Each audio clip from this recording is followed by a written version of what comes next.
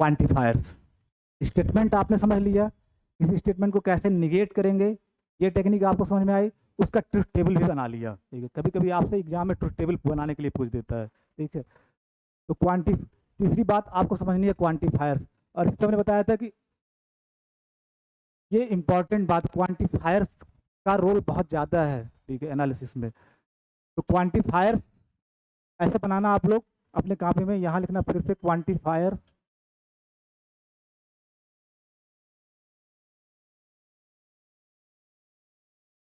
Quantifiers दो तरह के होते हैं, एक यूनिवर्सल क्वांटिफायर, यूनिवर्सल क्वांटिफायर, ठीक है, यूनिवर्सल क्वांटिफायर। और दूसरा एग्जिस्टेंशियल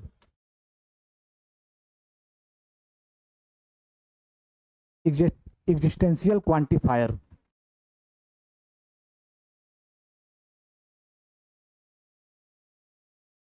एग्जिस्टेंशियल क्वांटिफायर, ठीक है। इसको यूनिवर्सल क्वांटिफायर के लिए नोटेशन है ये, आप ध्यान से देखिए। अभी ये इंट्रो, एक न्यू सिंबल आपके अब एनालिसिस शुरू हो रही है, नया सिंबल आ रहा है, ये ऐसे ऐसे बनाते हैं, ठीक है।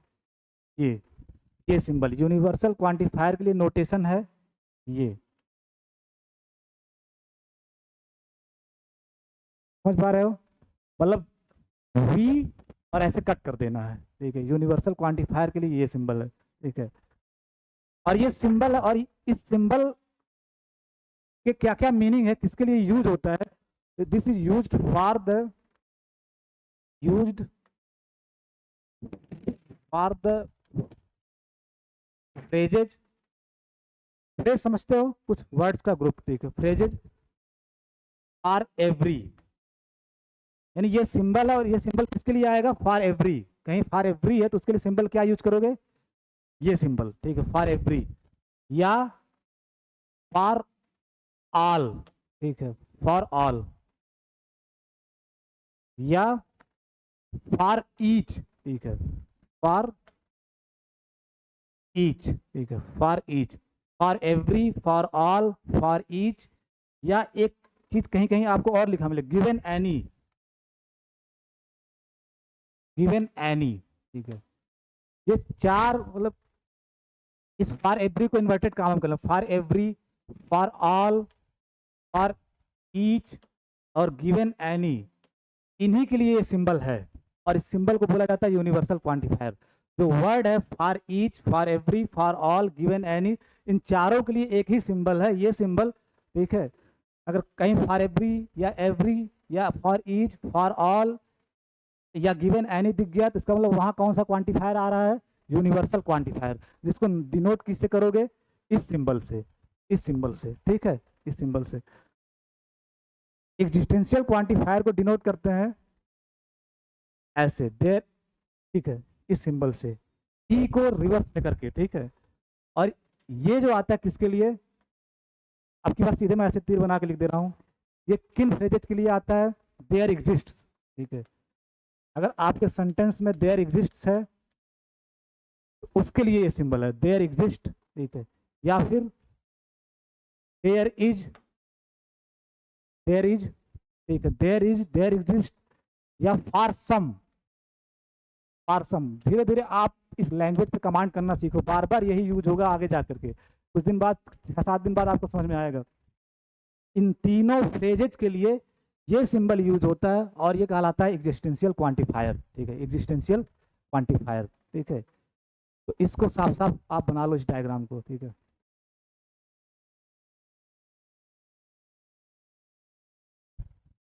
आपको बताऊं तो कि पूरी रियल एनालिसिस इन चार सिंबल पे काम करती है, for every, there exist, implication और दिस सिंबल। यकीन मानो कुछ दिन बाद आपको आइडिया हो जाएगा, इन्हीं चार सिंबल पे, इनका जिस बंदे का इन चार सिंबल पे कमांड हो जाएगा उसके लिए रियल एनालिसिस में कोई दिक्कत नहीं है। ये चार सिंबल का गेम है। तो सिंबल आज आप जान गए, एक ये सिंबल और एक ये सिंबल, ये क्या है, यूनिवर्सल क्वांटिफायर। किन किन के लिए यूज होता है, for every, for each, for all, given any. दूसरा क्या है, एग्जिस्टेंशियल क्वांटिफायर, ये किसके लिए यूज होता है, देयर इज, देयर एग्जिस्ट, ठीक, या फॉर सम के लिए भी, फॉर सम, ठीक है, आधा लोग इसको छोड़ देते हैं, फॉर सम के लिए भी यही बात यूज होती है। और दो, कल या परसों में आप जानोगे, ठीक है, आई थिंक कल या परसों में आप जान जाओगे, इन्हीं 4 सिंबल का गेम है, ठीक है, क्योंकि क्या है मैथमेटिक्स में क्या है, सिंबल ही तो है, उन सिंबल को आपको समझना है, ठीक है, तो दो सिंबल को, दो सिंबल आपके सामने आज आ गए, ठीक है, और इस सिंबल का नाम क्या है ये भी जान गए, और किन के लिए यूज होता है ये भी जान गए, ठीक है। इस सिंबल का नाम क्या है, उल्टा ई, इस सिंबल का नाम क्या है, एग्जिस्टेंशियल क्वांटिफायर, और ये इनके लिए यूज होते हैं, देयर इज फॉर सम। अच्छा कोई थोड़ा सोचो, हर नामनक्लेचर के पीछे एक वजह होती है, हर नामनक्लेचर के पीछे एक वजह, क्यों इनको क्वांटिफायर कहा जा रहा है। अभी ये मैं कर रहा, सोचने वाला प्राणी, मतलब आप ये भी होता, आप देखो जो क्वेश्चन आपको पूछना चाहिए मैं खुद पूछ दिया, तो जेन्युइनली स्टूडेंट की तरफ से आना चाहिए कि why they are called quantifier, बस ऐसे नाम रख दिया गया, जैसे आप लोगों का, जैसे मेरा नाम सर्वेश है, ठीक है, आपको पता ना कि स्काई इज माई नेम, लोग स्काई नाम से जानते हैं, एक्चुअल नाम सर्वेश, ठीक है, सर्वेश है, ठीक है, तो आपको हर नामनक्लेचर का एक रीजन होता है, एक वजह, जैसे नहीं होता, मैं बार बार कहता हूँ अगर कोई लड़की रात में पैदा हुई तो उसका नाम लोग क्या रख देते हैं जनरली, निशा, ठीक है, निशा, या और कोई सुबह में, जैसे कोई लड़का सुबह में पैदा हुआ तो प्रभात, कुछ तो रीजन होगा, नाम रखने के लिए कुछ ना कुछ रीजन की वजह से रख देते हैं, प्रभात या सूरज, ऐसा नाम रख देते हैं। तो मैथमेटिक्स में हर नामनक्लेचर के पीछे एक रीजन है, इसको क्वांटिफायर्स क्यों कहा जाता है, ये आपका क्वेश्चन होना चाहिए था, लेकिन नहीं पूछे, मैं ही पूछ लिया, मैं खुद ऐसा टीचर हूँ ना, जो जो आप नहीं पूछोगे मैं खुद पूछ के बताऊंगा कि why they are called quantifier, this is the big good question, कि आपको कोई बता दिया क्वांटिफायर और आप लिखे जा रहे हैं क्वांटिफायर, क्यों इसे क्वांटिफायर बोलते हैं। तो क्वांटिफायर आया है, एक्चुअल जो क्वांटिफायर शब्द आया उसकी ओरिजिन है क्वांटिटी, ठीक है, क्वांटिटी से, थोड़ा आप लोग समझ लीजिए, ठीक है, क्वांटिटी से, इससे ये वर्ड निकल के आया है क्वांटिफायर, ठीक है, क्वांटिटी से क्वांटिफायर, क्योंकि देखो for every, for all, for each, given any, ये क्वांटिटी की तो बात कर रही है, ठीक है, फॉर ऑल, ये मैं अंग्रेजी में क्वांटिटेटिव, क्वालिटेटिव ये सब पढ़ते हैं, तो क्वांटिटी की तो बात हो रही है, फॉर एवरी यानी सब के लिए, फॉर ऑल यानी सब के लिए, देयर एग्जिस्ट मतलब एक के लिए, देयर एग्जिस्ट मतलब क्या, कम से कम एक के लिए, ठीक है, तो क्वांटिटी की बात हो रही है, तो इसी वजह से इनको क्वांटिफायर बोला जाता है। अब प्रश्न होता है कि पहले वाले क्वांटिफायर को यूनिवर्सल क्यों बोला जाता है, क्योंकि इसमें देखो क्या लिखा जाए, फॉर ऑल, सबके लिए, universal, for all, for each, for every, ठीक है, गिवन एनी, और दूसरे वाले क्या बोल रहा है, एग्जिस्टेंस की बात हो रही है, देयर एग्जिस्ट, ठीक है, देयर एग्जिस्ट, देयर इज, मतलब देयर एग्जिस्ट का मतलब क्या, कम से कम एक, ठीक है, कम से कम एक, ठीक है, अभी धीरे धीरे मैं सेंटेंस लिखो तो आपको समझ में आएगा। तो ये सारे चीजों का नामनक्लेचर का अर्थ भी आपको पता होना चाहिए, कि why we call it quantifiers, पहले तो आपको ये पता होना चाहिए, why this is called universal quantifier, क्योंकि इसमें बात हो रही है फॉर ऑल के लिए, why this is called existential quantifier, ठीक है, ये सिंबल उम्बल तो ठीक है, लेकिन क्यों ये कहा जा रहा है ये आपको पता होना चाहिए। आई थिंक आप सबको ये बात समझ में आ रही होगी कि why they are called quantifiers, क्योंकि क्वांटिटी की बात कर रहे हैं, ठीक है, क्वांटिटी की, और यूनिवर्सल इसको क्यों कहते हैं, क्योंकि फॉर ऑल, फॉर ईच की बात हो रही है। तो अब ऐसे लिखिए स्टेटमेंट 1 S1, ऐसे लिखिएगा जैसे मैं लिख रहा हूँ, ठीक है, तुम, और साफ साफ लिखिएगा, मैं बोला ना कि मतलब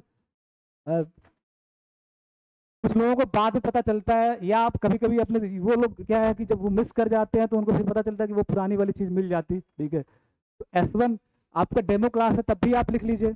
आप ये ऐसा तो है नहीं कि डेमो क्लास करने आए हो तो मैं जबरदस्ती आपको पढ़वा ही लूंगा, जब मैं यूनिवर्सिटी में भी पढ़ाता था तो हमेशा अपना गेट खोल के रखता था, जिसको न मजा आए वो निकल जाए, ये पूछ लो, ये जो भी सीनियर उनसे पूछ लेना, सर हमेशा गेट खुलवा के रखते थे, किसी को मैंने रजिस्टर करके नहीं, और हर सेक्शन के लड़के पढ़ने आते थे, तो इसके पहले तक मैं पढ़ाया हूँ वहाँ पे, ठीक है, रियल एनालिसिस ही पढ़ाता था विश्वविद्यालय के अंदर, ठीक है, और ये बात आप अपने सीनियर से भी, नए नए हो तो तुम लोग इतना डरते होगे सीनियर से, कभी कभी आपको सीनियर से पूछना चाहिए ना टीचरों के बारे में, या कुछ भी तो पूछते होगे, ठीक है, तो उनसे अगर पूछोगे तो पता चलेगा कि स्काई सर को आप जानते हैं, उनकी क्लासेस कैसी होती हैं, ठीक है, वो आपको बताएंगे, ठीक है, कंसल्ट योर सीनियर, किसी के बारे में जानना वो थोड़ी ना मैं चिल्ला चिल्ला के बताऊँ, मैं स्काई, मैं रिसल, आपको कोई चीज़ जानना, ये डेमो क्लास मैंने क्यों रखा है, जितनी भीड़ मेरे पास यूनिवर्सिटी होती है मैं डेमो नहीं रखता, ठीक है, लेकिन चूंकि डेमो इसलिए रखा हूँ क्योंकि नए बच्चे अपने हिसाब से डिसाइड करें कि हमें पढ़ना है कि नहीं पढ़ना है, ठीक है। और 5 दिन मैं ही पढ़ाऊंगा इसी वजह से कि आप लोग समझ लो कि ये आदमी है, ये पढ़ाता है, मैं एंजॉय कर रहा हूँ कि नहीं, ठीक है। अगर आपको लगे, कभी भी मैं इंसिस्ट नहीं करता हूँ, आप 5 दिन क्लास करोगे खुद आप डिसाइड करना, वो आपका चॉइस होगा। लेकिन अभी जो मान लो 5 दिन में ही कुछ सीख के चले गए, तो ये भी तो है, माल आए 5 दिन में ही कुछ सीख के चले गए, तो S1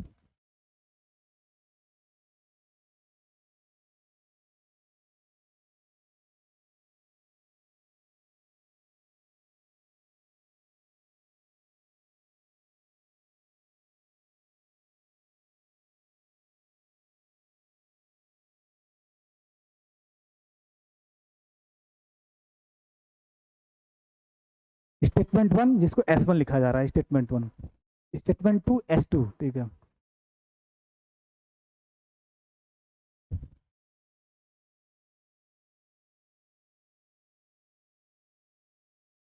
there is a student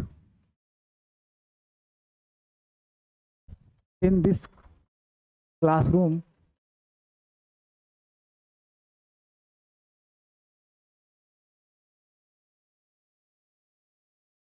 एकदम व्यवहारिक एग्जाम्पल से बात कर रहा हूँ, हु इज फ्रॉम, जैसे आप कहाँ की हैं, आप इलाहाबाद की हैं लोकल, ठीक है। जैसे मैं संत कबीर नगर का हूँ, आप कहाँ के हैं, हाँ, चंदौली, ठीक है। तो ठीक है, बनारस लिख दे रहा हूँ, इसमें प्रधानमंत्री जी का सांसदीय क्षेत्र है, ठीक है, बनारस, ठीक है। बनारस का है कोई इसमें, ठीक है, नहीं, तो बनारस लिख दे रहा हूँ, ठीक है। वो इज फ्रॉम बनारस, ठीक है। Each student in this room is intelligent, ठीक है, इज इंटेलिजेंट। अब आप स्टेटमेंट देखो, ध्यान से समझना है, यहाँ पे आपको समझना है। पहले स्टेटमेंट में, अभी एक दो एग्जाम्पल और कराऊंगा, पहले ये दोनों एग्जाम्पल में समझो। पहले स्टेटमेंट में आप कैसे पहचानोगे कौन सा क्वांटिफायर आ रहा है, तो यहाँ जो ईच आ रहा है ये बता रहा है कि यहाँ पे आपका यूनिवर्सल क्वांटिफायर आ रहा है, ठीक है। दूसरा स्टेटमेंट क्या आ रहा है, देयर इज, ये बता रहा है कि यहाँ पे इस स्टेटमेंट में एग्जिस्टेंशियल क्वांटिफायर आ रहा है, ठीक है। ये तो इंग्लिश में लिखा हुआ है, इसको मैथमेटाइज करना है, मैथमेटिक्स में इसी स्टेटमेंट को हम कैसे लिखेंगे सिंबल फॉर्म में, ठीक है, मैथमेटिकली इसको कैसा लिखा जाएगा। तो जब भी, एक चीज लिखना, जब भी क्वांटिफायर आएगा, ध्यान से सुनना इस लाइन को, जब भी क्वांटिफायर आएगा हमेशा एक सेट इन्वॉल्व होगा, सेट थोड़ा बहुत जानते हो इंटर में ना, सेट, ठीक है, एक सेट इन्वॉल्व होगा, और उस सेट के जो मेंबर्स होंगे, मेंबर्स जिसको एलिमेंट मेंबर्स बोलते हो, वो एक कॉमन प्रॉपर्टी सेटिस्फाई करेंगे, ठीक है। इस बात को लिखो, फिर अभी मैं और समझाता हूँ। व्हेनेवर, व्हेनेवर, नीचे लिखना, whenever A quantifier, quantifier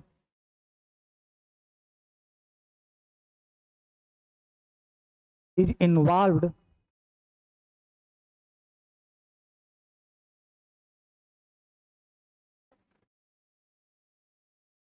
is involved in a statement, आप सेंटेंस नहीं, आप जो भी आप कह रहे हो वो स्टेटमेंट की बात हो रही है, ठीक है, स्टेटमेंट। अब चेक कर सकते हो दोनों स्टेटमेंट हैं सही, क्योंकि या तो सही होगा या तो गलत होगा, ठीक है। तो whenever A quantifier is involve in A statement, जब भी किसी स्टेटमेंट में क्वांटिफायर आ रहा है तो comma, there is a set involve, guarantee है पक्का एक सेट इन्वॉल्व होगा, there is a set involve, there is a set involve, एक सेट इन्वॉल्व होगा, तय बात है, क्वांटिफायर आ रहा है तो एक सेट जरूर होगा, ठीक है। And the members of that set, the members of that set satisfy, satisfy a common property,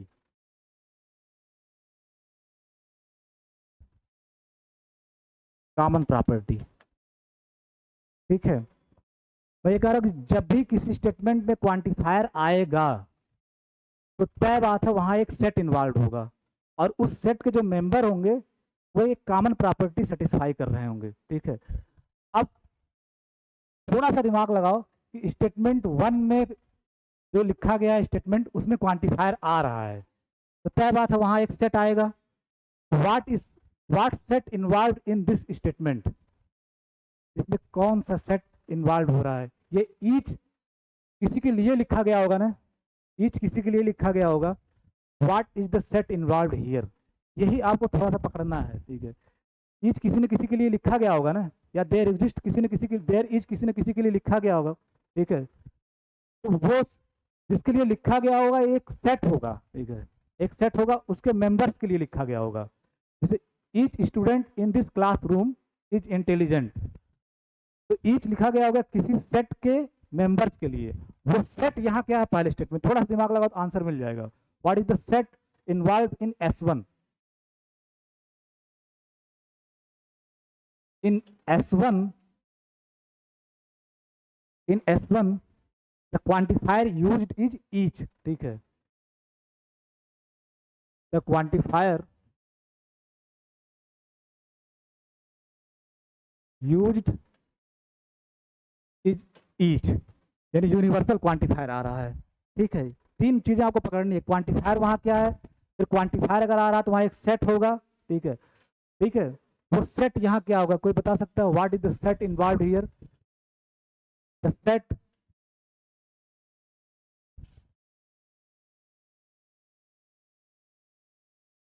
the set involve here, जिसको एक्स से मैं डिनोट कर दे रहा हूं, एक्स से क्या होगा अभी बताओ। ये ईच किसी सेट के मेंबर्स के लिए लिखा गया होगा।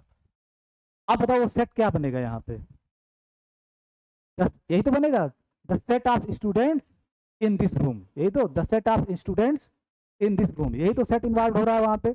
ईच किसी सेट के मेंबर के लिए लिखा जा रहा होगा, ईच स्टूडेंट, और वो स्टूडेंट किस सेट से आ रहे होंगे, the set of students in this classroom. तो सेट जो इन्वॉल्व हो रहा है यहाँ पे वो क्या है, the set of students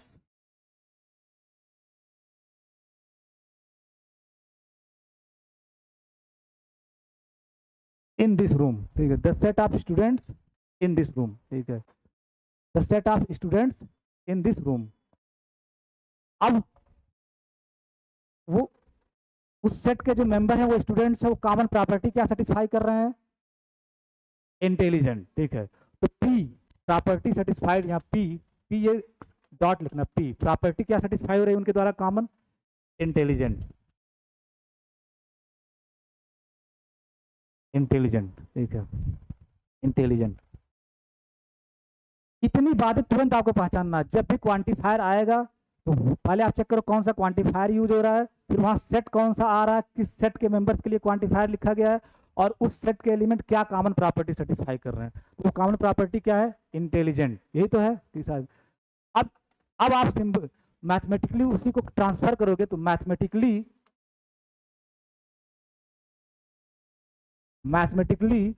we can right, वो तो इंग्लिश में था, ठीक, उसको मैथमेटिकल वर्जन क्या होगा, mathematically we can write S1 as, ठीक है, एज कैसे लिखोगे, फॉर एवरी, ठीक है, ये तो है, ईच आ रहा है, ईच के लिए क्वांटिफायर क्या है, यही तो सिंबल है, फॉर एवरी, फॉर ईच, ठीक है, फॉर ईच। और जो सेट आ रहा होगा आप क्या करोगे, इसी में जो एलिमेंट है स्टूडेंट, उन्हीं की खासियत क्या है कि वो इंटेलिजेंट है। ये सेट है, इसमें सेट में क्या आ रहा है, स्टूडेंट्स, ठीक है, और उनकी प्रॉपर्टी क्या सेटिस्फाई हो रही है, ये इंटेलिजेंट है। तो आप क्या लिखोगे, for all x belongs to x, ठीक है, एक्स नहीं, एक्स क्या है, स्टूडेंट, ठीक है, for all x belongs to x, ठीक है। एक्स अगर इसका मेंबर है तो इस सेट के मेंबर क्या है, स्टूडेंट्स ही तो है, ठीक है। तो for all x belongs to x, और वो जो कॉमन प्रॉपर्टी सेटिस्फाई कर रहे हैं क्या, x is intelligent, x is intelligent, intelligent. उतने बड़े इंग्लिश का जो स्टेटमेंट था उसका मैथमेटिकल वर्जन ये है, for all x in x, x में क्या है, स्टूडेंट्स हैं, तो एफ फॉर ऑल एक्स की बात करें, और ये जो स्मॉल एक्स है इसका मेंबर, इसका मतलब ये स्टूडेंट की बात कर रहा है, और वो स्टूडेंट कॉमन प्रॉपर्टी क्या रखना है, इंटेलिजेंट है, एक्स इज इंटेलिजेंट। ठीक है, ये ट्रांसफॉर्मेशन आप सीख रहे हो ना। ठीक है, कि आप कह रहे हो कि each student in this classroom, आप क्या किए, सारे स्टूडेंट्स का एक सेट बना लिए। ठीक है, अब कह रहे हो ईच स्टूडेंट, ईच के लिए क्या आएगा, फॉर ऑल। ठीक है, यही फॉर ईच, तो for each x in x, x stand for student.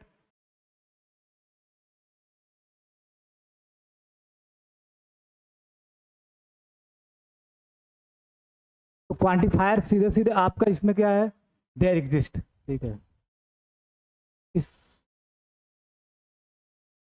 There exist या देयर इज क्या लिखा हूं मैं, ठीक है, देयर इज, देयर इज, इसका मतलब ये आना है, ये तो आना तय है, ये आएगा ही आएगा। सेट क्या इन्वॉल्व हो रहा है यहाँ पे, the set of, same set, यहाँ भी वही सेट है, इसी क्लासरूम के स्टूडेंट की बात हो रही है, set of students in this classroom.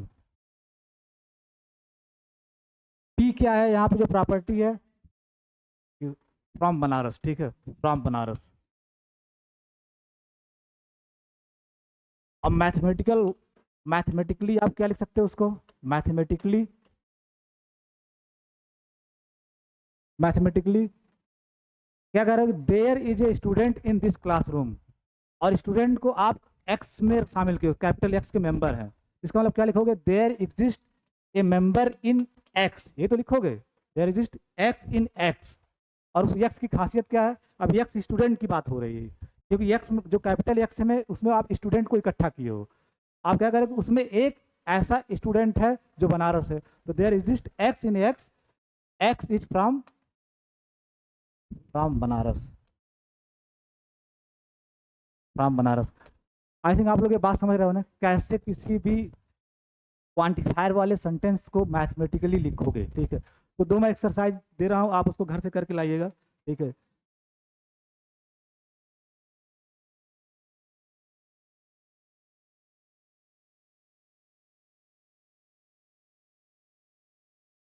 अब ये क्या है सोचते हो गए, मतलब ये क्या है आपको दिमाग में आ रहा है, जनरली आप सोचते हो एस डब्ल्यू, ये मेरा है, जीएम के, घर में करेंगे। ठीक है, ठीक है, आप समझिए इसी नोटेशन में होगा, मतलब घर में करेंगे, नहीं तो दिक्कत होगी, तो जीएम के। ठीक है, जीएम के इन द सेंस कि आपको करके लाना है।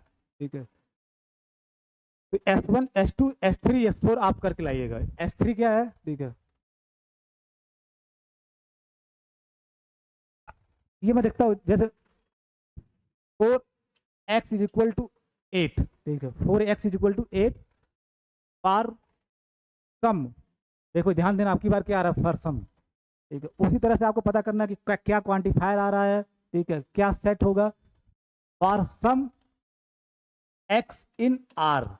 एक चीज और थोड़ा ध्यान दो, जो ये आर लिखा गया है ये स्टैंडर्ड नोटेशन है, इसको आप ऐसे लिखो, ये थोड़ा समझ लो, यहाँ पे ऐसे लिखते हैं, दो लाइन पहले बनाओगे फिर ऐसे, और ये स्टैंडर्ड नोट से, स्टैंडर्ड नोटेशन का मतलब कि पूरे यूनिवर्स में या पूरे वर्ल्ड में यही नोटेशन चलता है। ये किसके लिए स्टैंड करता है, the set of real numbers. ठीक है, द सेट ऑफ, कभी भी अब आज के बाद से बीएससी लेवल पे आप रियल नंबर्स को ऐसे नहीं लिखोगे, रियल नंबर्स को हमेशा आप कैसे लिखोगे, ऐसे। ठीक है, इंटीजर्स के सेट को आप ऐसे लिखते थे कभी कभी ना, आई, या ये नहीं लिखना है, इंटीजर्स के सेट को आप ऐसे लिखोगे। ठीक है, वो स्टैंडर्ड कन्वेंशन बनाया गया है मैथमेटिकल प्लेटफॉर्म पे सबके, यानी इसलिए बनाया गया है कि सारे लोग इस कॉमन सिंबल कर दिया जाए तो तुरंत लिखने समझ जाए किसके लिए लिखा गया है। तो ये स्टैंडर्ड सिंबल्स हैं, जो ही आपके पास ये आए इसका मतलब सेट ऑफ इंटीजर्स की बात हो रही है।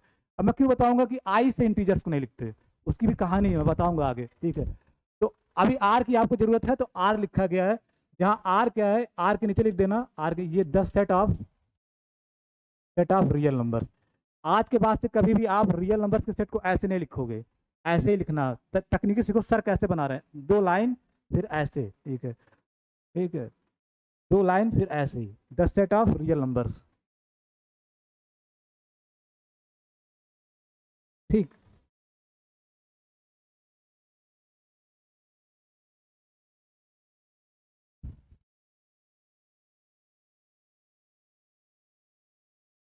ऑल फैंस, ठीक है, फैंस ज्यादातर इसी एग्जाम्पल जो आपके सामने हुई कि ऑल फैंस आर वर्किंग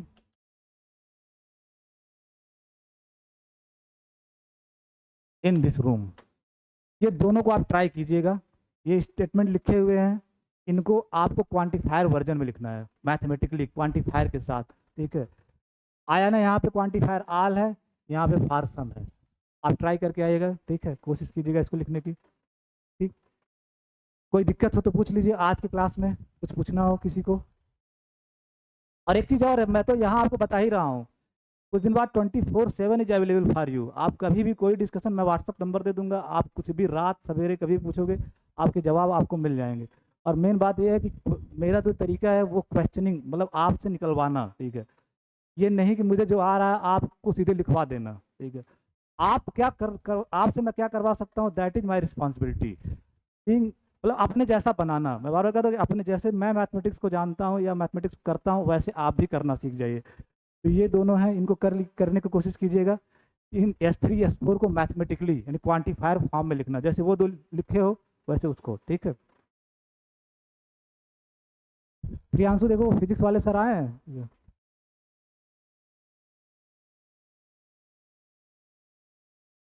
हाँ, आप लोग किताब अगर बहुत इच्छुक हो खरीदने की, ठीक है, तो ज़्यादातर मैं बताता इसलिए नहीं हूँ, उसका टाइम है, लॉजिक के बाद बता दूंगा, क्योंकि उसमें अभी जब खोजोगे तो पहला सेट से ही चालू कर दिया गया है। लॉजिक के बाद आपको किताब बता देता है, ठीक है। लेकिन जान लो, किताब अगर पढ़ना तो दो किताब एनालिसिस की, ठीक है। और एक ही पढ़ना, दोनों मत खरीद लेना। आप लोग लोअर मिडिल बैकग्राउंड से आते हो तो पता नहीं 10 किताबें खरीद लिए, एक ही खरीदना, दोनों में से एक, ठीक है।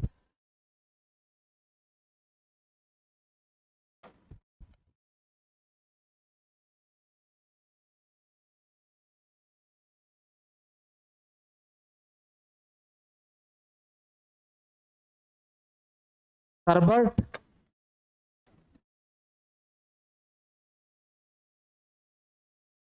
नाम सुने होंगे थोड़ा बहुत, ठीक है। आपके हर्बर्ट एंड बर्टले, बर्टले की आती है, यहाँ का टर्म मिल जाएगी, ठीक है। बर्टले बोल दोगे वो जान जाएगा, ठीक है। इंट्रोडक्शन टू रियल एनालिसिस, बर्टले, ठीक है। या फिर एक इंडियन आथर हैं, उनकी भी किताब पढ़ सकते हो, ठीक है। रियल एनालिसिस, ये इसी टाइटल से आती है, रियल एनालिसिस, SK मापा, ठीक है।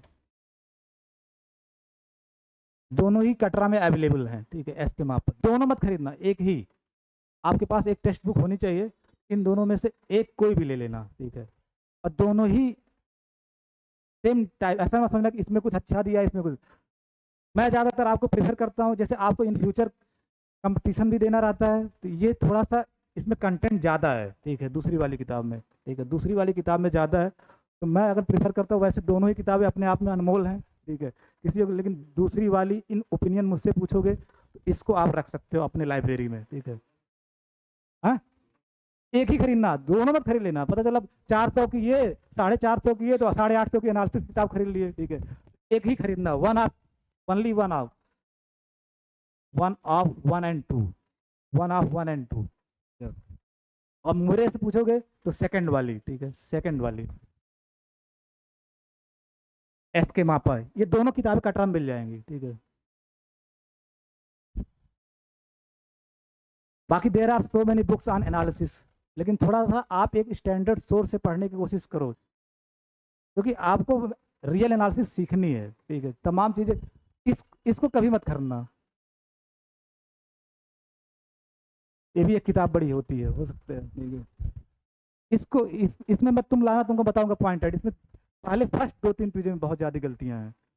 गलत चीज़ें नहीं सीखना, अपने को समझ लो, न सीखना उतना डेंजरस नहीं है, इतना एक चीज़ गलत सीख लिए, ठीक है। ये मोटी सी किताब है, खरीद लिए, ठीक है, लेके वहाँ बेहोश हो रहे हो, ठीक है। तो आप इन दोनों में से जो भी आपको अच्छा लगे एक खरीदना, एक, ठीक है।